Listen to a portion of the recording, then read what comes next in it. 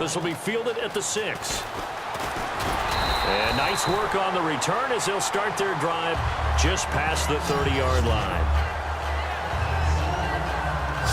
So out come the Seahawks now for their first possession. And they'll be led out by the NFL's most valuable player from 2015. It's Cam Newton. There are a number of great quarterbacks in the NFL, but I have to believe that the prototype in terms of look has to be Cam Newton. That stature and frame, almost breathtaking when you see him in person. And now he's starting to put it all together with consistency in his game, throwing, running, leading. Going down the middle, and it's complete. 17 yards on the game's opening play and a quick first down. And that's one of his advantages of a passer, is it not? With his height, setting back there in the pocket, firing it over the middle, he can really see everything clearly. It is, and I know that other quarterbacks get it done different ways, all right? You don't have to be his height to make a great play. But what he does is he takes away having to make those slide steps in the pocket to find angles to throw the ball through. He just throws right over the top of it because he can see everything, and sometimes that saves time and gets the ball to a receiver quicker. A nice run there, 9 yards, and it'll be second down. Some runs are blocked so well, you almost forget that someone has to carry the ball to gain the yardage. The leverage by the offensive line to create space up front, really well done. Now a play fake, and it's Newton. Baldwin with it over the middle. And down inside the 15 he goes. He goes for 18 there as the drive will continue. I don't care how many times you tell the story, it never loses its luster for me. Doug Baldwin, undrafted out of Stanford, and plays like a #1 receiver should in the NFL. I don't care how you cover him. And he will score. Touchdown, Seattle. Rob Gronkowski, a 14-yard touchdown. And the Seahawks have taken a first-quarter lead. Just how they wanted to start this one, in the end zone on their first possession. And that just happened. How about that play right there? As you said, opening possession, setting the tone for everything. And I'm going to look forward a little bit now because everyone should be celebrating his catch in the end zone. The tight end gets a little bit of love. But if you're a receiver on the team, you should be thinking to yourself, boy, oh boy, things are going to open up the rest of the game if they have to focus on him as well.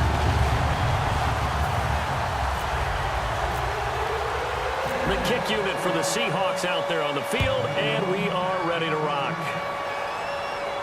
This fielded a few yards into the end zone. And no run back here. This will be a touchback, and it comes out to the 25-yard line. So here's the first drive now for the Jags. They'll be led out by their quarterback from Central Florida. It's Blake Bortles. I don't care how many accolades you had in college. There's no such thing as a can't-miss quarterback. But Blake Bortles has shown in his time in the NFL that he's a guy that you can build a team around. On the ground, this is T.J. Yeldon. And he'll fight forward to about the 27-yard line. 2 yards on the carry there, and it'll be second down. That's a good play by the guys on the defensive side of the ball. Held him to a gain of 2. And that changes the playbook a little bit now for the guy calling plays. 2nd and 8. Now he's got to probably think about going to the air instead of maybe staying with the ground game. Again, it's Yeldon across the 30 to the 31-yard line. 3 yards on the pickup. That's going to set up an interesting third and about 4 to go. Partner, we know today's NFL is really built around the guy throwing the football. But these short runs, they still pay dividends because they can take their toll on a defense and they can add up as the game goes along. You control the clock, you control the ball, and that way you often control the game. And incomplete. He had nowhere to throw, so he just tossed it away. But that brings up 4th. Partner, how many times have you heard it? Pressure creates diamonds, right? But it also bursts pipes. And on that one, that's what they got. They got after him, and he was fortunate just to get rid of it. Yeah, he just had to chuck it away.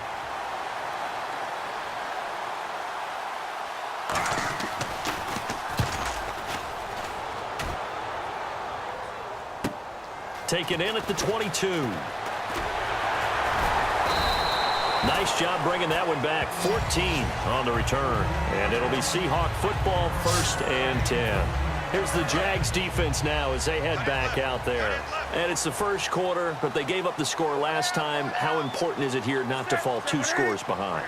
Extremely important, because not only are you trying to avoid being in a big deficit to start this game off, you also want to get into a pattern where that offense has the advantage.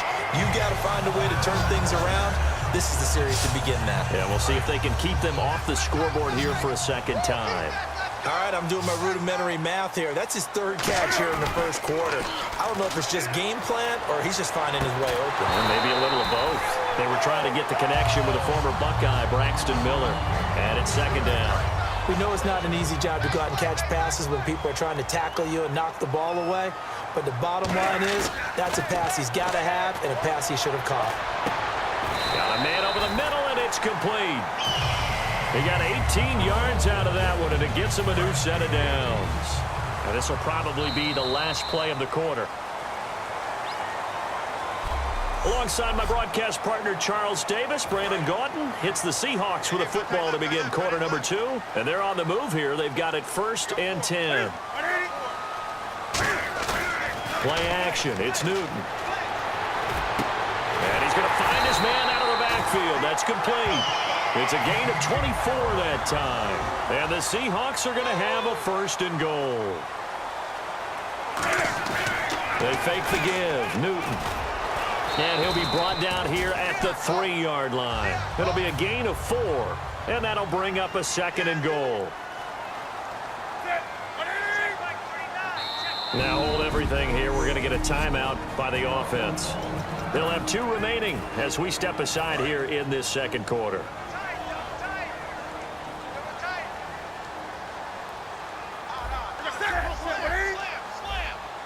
And from the 3 now, it's 2nd and goal. This is Procise on the carry. And he's across the chalk into the end zone. Touchdown, Seahawks. C.J. Procise, a 3-yard touchdown run. And the Seahawks add on to their lead. And there you go. Nothing really too complex. Block, keep to your assignments, let them run it in. They did it. Fundamental football. Good blocking beats good tackling on that play.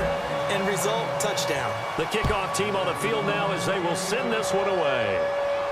That's fielded in the end zone. Yeah, some might have returned that one. He won't. He'll go down to a knee, and they'll start the drive from the 25. And out now comes Jacksonville as they get ready to go. And the last drive, their first drive, 3 and out. What changes here, if anything? I think it's making sure the guys that you trust the most with the ball, the biggest playmakers you have, that they touch it on this possession to try and get things moving. So get it to the horses. Without a doubt. They're the ones that typically end up in the end zone. And he will lose yardage and be backed up to the 24. That's going to go as a loss of a yard, and it'll be 2nd down. And on this play, the read for the quarterback was the defensive end, and he was totally focused on the quarterback. He should have given it off inside to the running back. But when this ball's tipped and intercepted, picked off by DJ Swearinger. And he'll take this down inside the 15-yard line. Well, there definitely was some juice on that pass.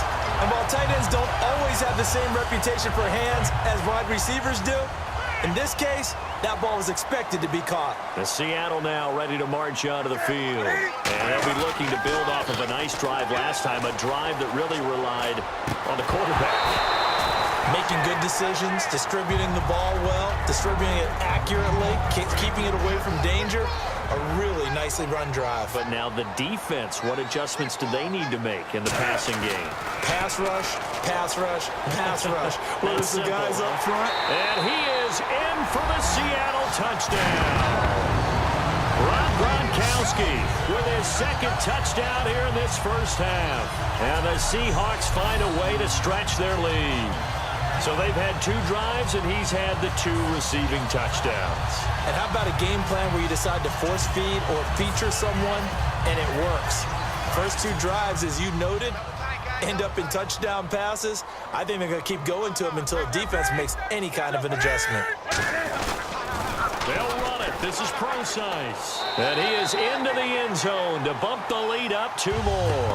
They get the conversion. And, Charles, when you only have 2 yards to go, what do you think of the toss play? Because initially it kind of sets you back a little bit. It does, especially if you get a lot of pressure coming towards you. But if you can get to the edge, if you seal the edge with your blocking, often your tackle or your tight end on what they call the play side where the ball goes, you can get to the corner, and that allows those big guys to get out ahead of the runner.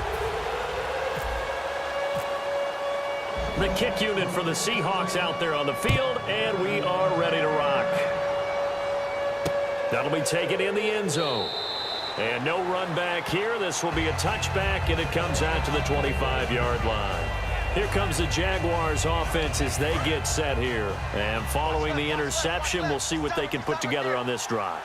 I can hear my old college coach right now. He always used to tell us before every game, the team making the fewest mistakes will win. What they're hoping is that last mistake is their only one of the game. Coaches, that's all they talk about, turnovers, right? Minimizing those and maximizing opportunities. And that's exactly what you want on a first down run. Pick up 5 yards, bring up 2nd and 5. The defensive line, though, they've got to figure out a way to out-leverage the guys up front because the offensive line is winning at the point of attack. On 2nd down, here's Yeldon. Calling a gain of 4 there, so it sets up a big play here, 3rd and a yard. So following the run, we'll see what they do here on 3rd down. 2 minutes remain here in the first half. We remind you that coming up at halftime, Larry Ridley will have the highlights and analysis of this first half from our studios in Orlando. And I have a feeling those highlights will be pretty one-sided, too. I think you're right, partner. And that little deke, the juke move that we saw, able to give him the first down yardage before he's brought down. And now they're in the hurry-up. On 1st and 10, here's Bortles. Middle of the field, it's Robinson. The completion good for 3, and it's 2nd down.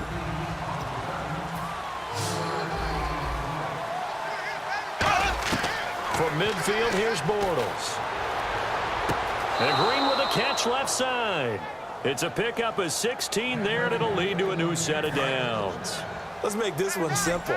What a catch, especially the finishing part of getting his feet in bounds, toe tapping, and, of course, foot dragging. A little tapestry, if you will. Oh, I like it. He was trying to hit Rashad Green, and that'll bring up 2nd down. Maybe just a lack of concentration there as he couldn't haul it in. And when you're going across the middle like that, you know, he's running that drag route, you are conscious of all the bodies and the traffic in there. But let's face it, if you're going there, you might as well come down with the football and absorb whatever else happens after that. To throw, it's Bortles.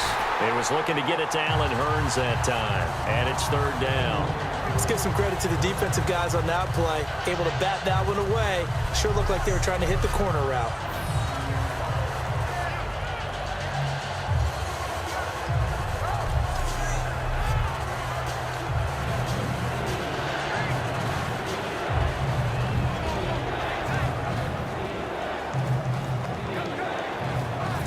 Play number 7 of the drive as they're looking at a 3rd and 10.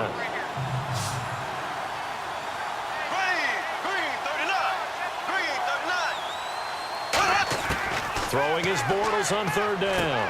Out to the flat. That's complete to his running back. Yeldon fighting. He lost the football. And his guys are going to take over at the 34-yard line.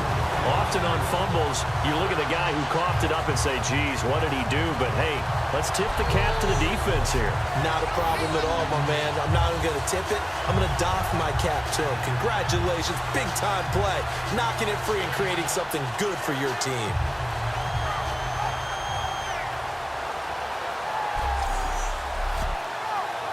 Time for us to spotlight Rob Gronkowski. And what can they do to better account for him? Because they haven't accounted for him well so far as we see here on your screen. They may have to draw up coverages they haven't run so far. They have to create something on the fly because he's beaten everything. And when you watch this game unfold, you keep thinking to yourself, is it 2 men, 3 men, maybe even a 4th guy may have to go and account for him. But right now, he's shredding the defense. Yeah, 2 touchdowns, over 100 yards. Following the fumble recovery, Newton. He couldn't quite hold it. Got hit. Ball pops out, incomplete. And he's certainly not a guy that drops that football very often. Indeed, because that's a bit of a surprise. I know he's in the middle of some traffic and people, bodies all around him, but he usually has the focus to haul that one in. It's caught on the left side by Baldwin. And getting this just shy of midfield, they'll spot it at the 49. And quickly, they get to the line. Now a play fake here on first down. Baldwin with it over the middle. And he's brought down. Give him 16 on the pickup. And that'll be good for a Seattle first down. They go play action here on first down. Wide open receiver complete. And all the way in, touchdown Seattle. Their big-bodied receiver, 35 yards. And the Seahawks add on to their lead. I heard a coach talk about those late-in-the-half scores, especially ones that give your team a pretty decent cushion. He said those could be the ones that can finish off a squad if you let them. Yeah, they've got the cushion. This half has been theirs. And he'll get into the end zone as the two-point conversion is successful. And so they run it in on the two-point try. You know, so often, Charles, we talk about, from the offense's perspective, what you do on the two-point conversion. How about the defense? How do they play run versus pass? It's really difficult for them because I think most teams want to play for the pass. That's what they see most teams do. And so are you able to mass enough people inside if the team decides to run it? Very difficult. I think what you're seeing a lot more now, people blitzing the two-point conversion. They want you to make a quick decision and make it right now. There, the offense wins the battle for two. And not wanting to risk anything here late in the half, he'll just take a knee, and they'll bring the football out to the 25. Out comes the Jacksonville offense as they get set to take over here. And with time quickly fading here in the second quarter, not sure how aggressively, offensively they want to play this. I think we'll find out just how much they trust their guys in this situation if they decide to take a shot. Give them a couple on the carry there, 2nd and 8. See if they stay on the ground for 2nd down. They'll run it again with Yeldon. And this will go as a short gain on what will be the final act of this first half. Time for a break. We've hit halftime. 2 quarters down, 2 still remain. We step aside. This is the NFL on EA Sports. Thanks, Brandon. I'm Larry Ridley, and welcome to our EA Halftime Report. The Seahawks are simply running the show in the first half. They've controlled the game and are way out in front. The Jaguars will have to make some adjustments before the second half gets underway. All right, let's roll those highlights. 1st and 10. Here's Cam Newton scrambling away and completing the pass. And this play will go for 6. The Seahawks up by a touchdown. We go now to early in the second. Moss is able to make the catch in traffic, and that connection will lead to a gain of 24 yards. Seahawks now later on the drive. Prosci's going to look for space, and he caps off the 7-play drive if they score. Seahawks up now by 14. Now to early in the second. Under duress, and the pass is picked off. Swearinger is in position, and he's the one who comes away with the ball. Offense on the field now after the pick. Here we get a quick pass and completion, and 14 yards later, he's going in for the score. The lead grows to 22. Jaguars take it at the 34. He'll haul in the pass and fumble it away.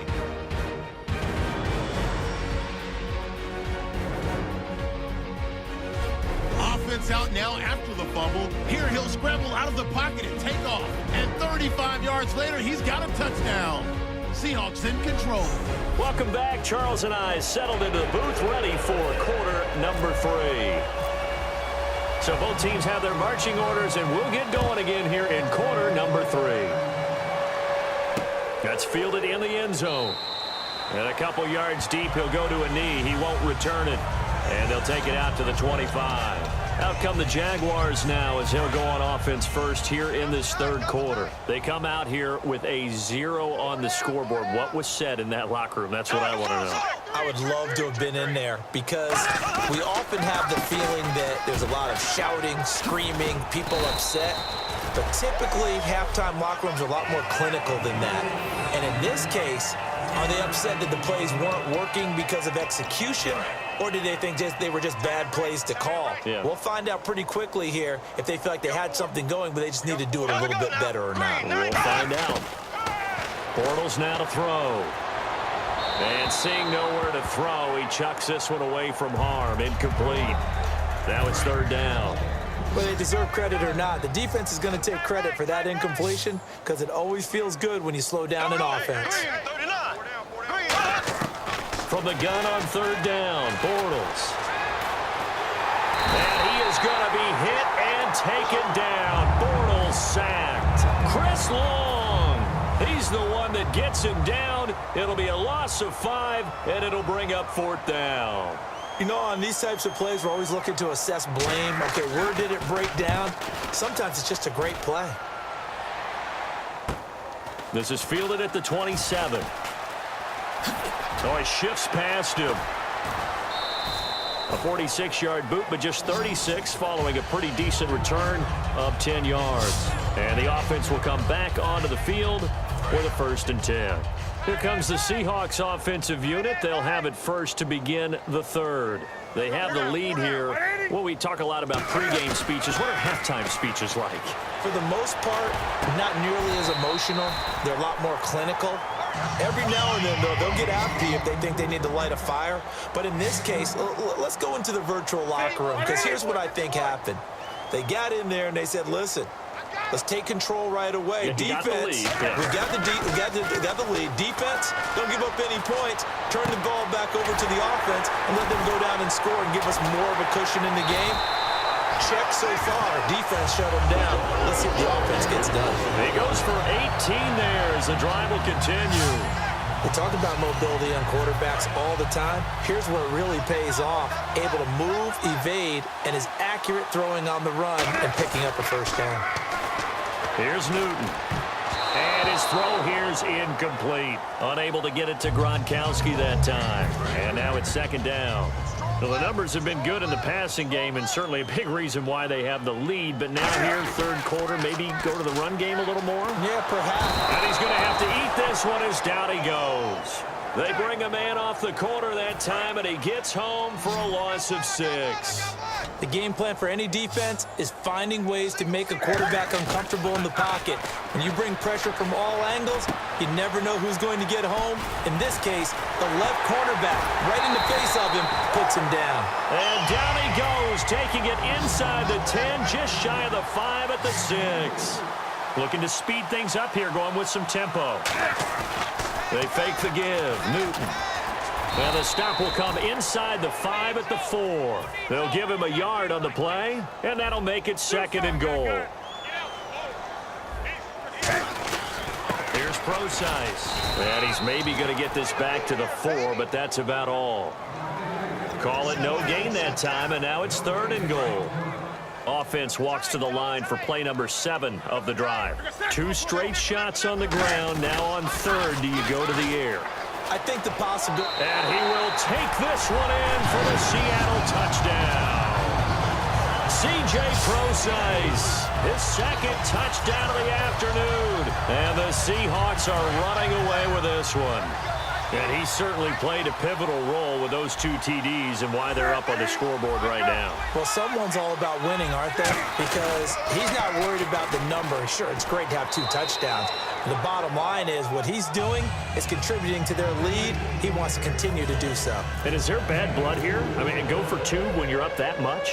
If there wasn't before, there is now. When you do that, you've just announced to everyone, you just don't care about the other side at all. All you care about is what you're doing, and they just want to pile up points. They did. And out now comes Jacksonville as they get ready to go.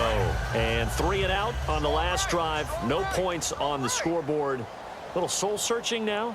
I would say so, and they need to help out their defense a little bit. They've had to be on the field a lot more than normal, put them in some tough spots, but what's the old adage? When you get another chance, it gives you a better chance to do it right. It's a tried-and-true formula, and I don't think it'll change for as long as we play football. If someone's trying to throw the ball and you can put pressure on them and make it tough, that's only going to help your defense. Yeah, he's since being hurried. He got rid of it before taking the hit, but incomplete. Middle of the field, it's Robinson. 4 yards on the completion, and it sets up a 3rd down. Well, clearly one of his advantages as a passer is his height. Sit back in the pocket, fired over the middle. That makes things tougher defensively, doesn't it? It really does, because your goal is to move the... Back now in Seattle, Washington. And this is a blowout so far as we get set for the fourth quarter. A very one-sided affair. Throwing his Bortles on third down. And he finds Julius Thomas. And he'll be taken down, but not before he gets into enemy territory.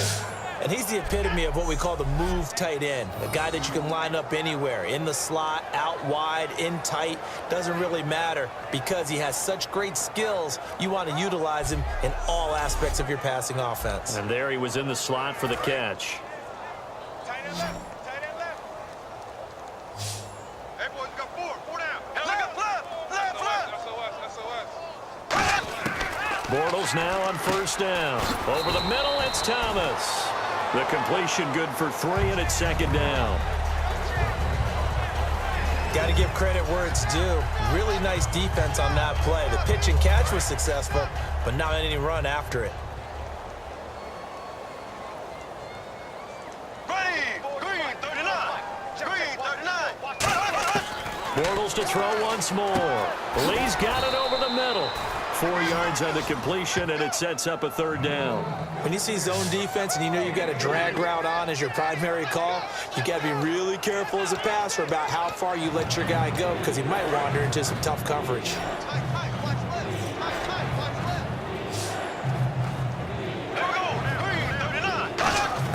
Bortles going to try and throw on third down. Over the middle, open is Thomas.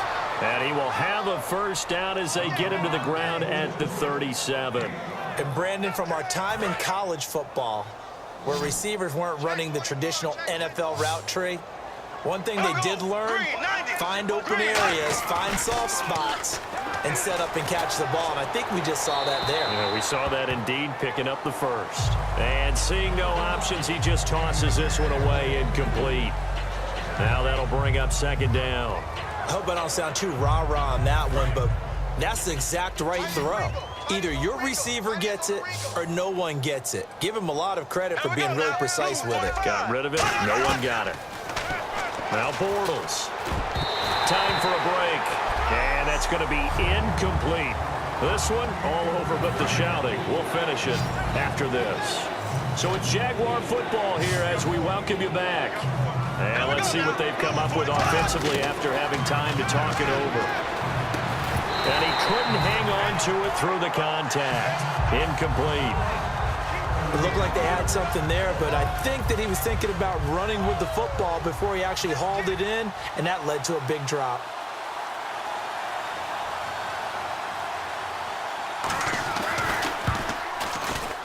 And this won't get there. Won't be online either. It's no good. Off to the right. And this score will stay right where it is.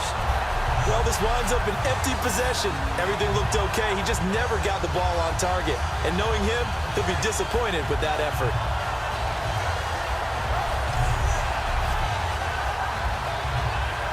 The Seahawks offense now, they get ready to head back onto the field. They have the big lead here late. They protected their home turf well, didn't they? They certainly did, partner. And just think about how good that feels because every team has a goal when they start the year to win at home.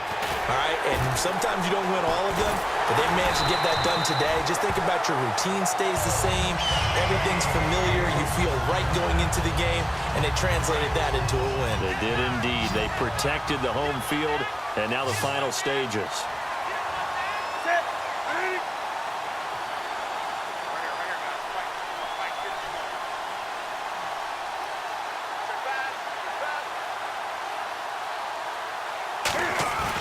Newton's going to throw it. And it pops free. The collision there jarred the ball loose and brings up second down. Unable to connect on the first down pass play. Now it's second down. On any passes in the middle of the field, anyone who's going after the football is going to be conscious that it's probably going to be contested and often physically. Sometimes that leads to drops. They'll lose a yard, and it brings up third. Looking to jam the receivers at the line here. Press coverage look defensively. Yeah, let me pump out my chest a little bit, even though I'm not rooting for either team. That was a really nice defensive play. It's awfully fun to watch, even in an offensive game. And incomplete. The contact made the ball roam free and brings up fourth down. And with things looking pretty good on the scoreboard, they're going to keep the offense out there and go for it here on fourth. Baldwin with it over the middle. And down he goes, taking it inside the 10 to the 7. It'll be a gain of 24 on the play. And the decision to go for it pays off. They've got a first and goal. I remember in pregame when we were talking to him on the field, and he took his gloves off and showed us his fingers. A few misshapen ones in there, and now we know why, trying to catch those types of bullets. That was a dart. Yeah, even for a talented receiver, those are tough to hang on to.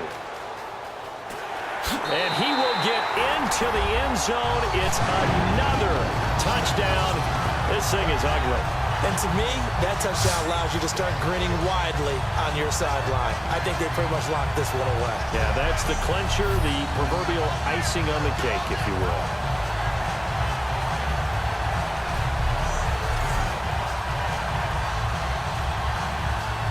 Vinatieri now for the point after. And this one was over a while ago as they just add on to their big lead.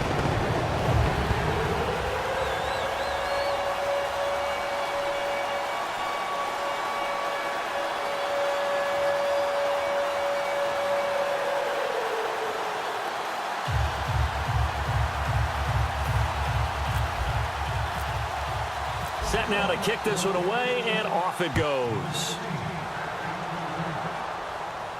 That'll be taken in the end zone. And no run back here. This will be a touchback, and it comes out to the 25-yard line. And our attention shifts here to the Seahawks defense. Really, the only thing left here to figure out is whether or not they can finish off this shutout, because the game, that's out of the question. And unlike baseball, where you never mention the possibility of a no-hitter until it actually occurs, in this case, they can see a shutout is within grasp. That's what they're talking about out there right now. Don't give up any points. Let's finish this thing off. How big is that for a defense to take a shutout into the next week? It's absolutely huge. You just feel better about everything that you do, everything about your teammates, everything about your squad. It's massive. Yeldon, the lone running back. Back to the air on second down. It's Bortles. And that one drops to the ground. Incomplete. Clock stops here just inside of 20 seconds. 19 left. A nickel look by Seattle on third down. Yep, 5 defensive backs now. Throwing his Bortles on third down. And he can't come up with a pick. Nearly his second of the game. Instead, fourth down. Here's Brad Nordman now as he's on to punt for Jacksonville. Oh, man, that was close. The opportunity to change momentum, big play, right in his hands, unable to come down with it. A sigh of relief, no doubt, on offense that fell harmlessly to the ground. Give him 11 yards that time on the return. And possession will change here with very little time remaining in this contest. And on the outside, they're playing press coverage. Throwing here, Newton. He's going to fire one deep over the middle. And that's caught inside the 35. Now whistles come in. We're going to get a timeout here by the offense. And as the two teams talk it over on their respective sidelines, we take a break. So the offense took the timeout. Looks like they're ready to go as we get set to resume the action. And we're hitting the end of this one, and it looks to probably be the final play. 4 down, 4 down. Alert. Set. 180. Mike 51, Mike 51. Hey, let's calm down. Hey, let's go, let's calm down. Hey, we got to get to the ball, team. We got to get to the ball. Let's keep moving.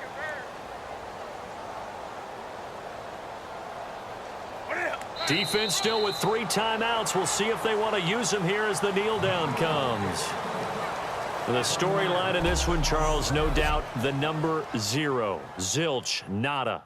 A shutout so hard to do in the NFL. It really is, and what an accomplishment, because you feel that not just on the defensive side, but as a full team. There's a lot of pride that goes into shutting out an opponent. And how about that 0 on the scoreboard for them, going along with those zeros in the time column too.